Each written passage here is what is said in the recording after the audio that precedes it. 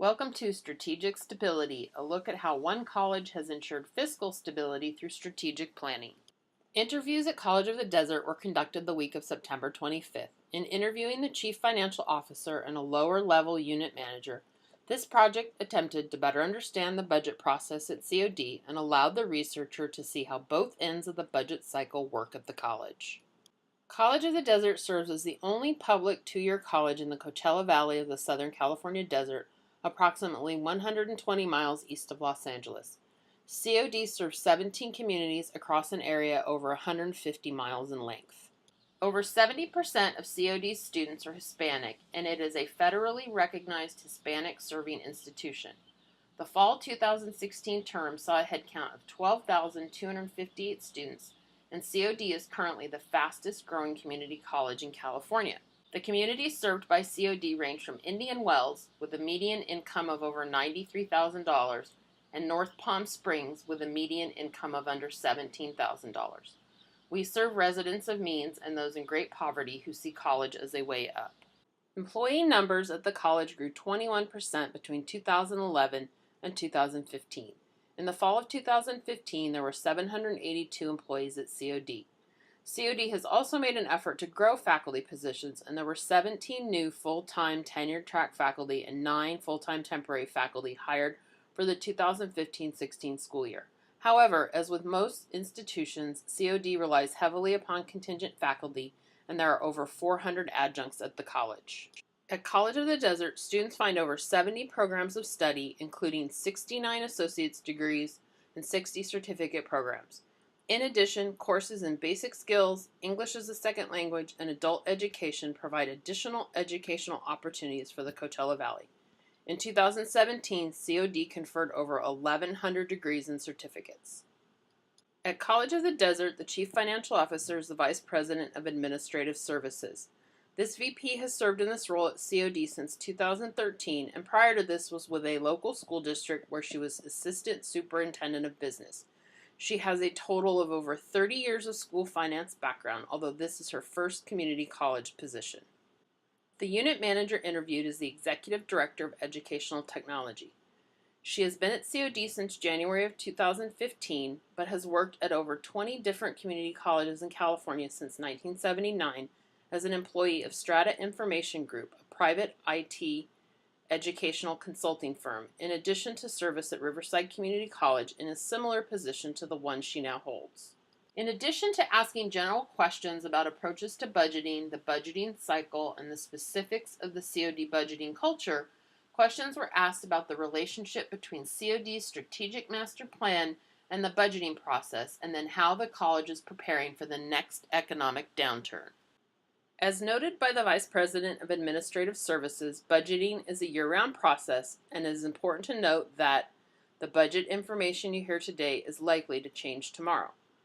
In March, the Director of Fiscal Services meets with all unit managers to review their budgets. This is one of the pieces that the Executive Director of Educational Technology mentioned works well. She stated that the director is very responsive, very good at reminding unit managers what they must do for their piece of the budgeting process, and he and his staff are very accessible for answering questions. The VP noted that the approach to budgeting used in educational finance is a mixture of approaches. She noted that it would be great to say that everything is holistic and you start with zero-based, but the reality is it does not work that way. Revenue, according to her, is the driver of education finance, and so the first step is to figure out what your revenues are. At the college, full-time equivalent student is the primary driver of revenue, and those projections, based on student enrollments, are what an institution must closely monitor and manage in order to produce a successful and balanced budget. Several times she mentioned the need to be comfortable with the indicators the college is using to make those projections so that an accurate budget is developed. The VP discussed expenditures and commented, of course, that salaries and compensation are the greatest expense of an institution. The proposed budget for 2017-18 is almost 79% salaries and benefits. The budget cycle at COD begins by looking at the base expenditures and what was spent in the prior year. When this VP came on board 4 years ago, one of her first tasks was to look at a 10-year history of the college's budget and provide this view to the budget subcommittee to educate our folk. She commented that the budget subcommittee is very good at asking questions and being present in the process.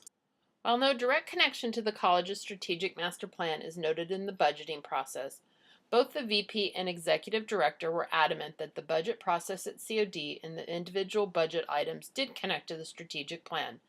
As an example, the VP noted that the first goal of our strategic plan is student success and stated, "So the fact that we've had the largest graduating class 3 years in a row, we supported them, which meant we hired more faculty, we had temp faculty to undo bottlenecks. Obviously, the budget supported that initiative, and that's a direct link." The executive director also felt that her budget aligns to the college strategic plan and stated, "We have our strategic master plan that has all of its goals listed.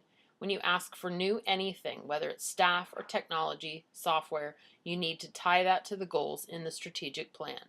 Like most higher education institutions, the Great Recession hit College of the Desert hard.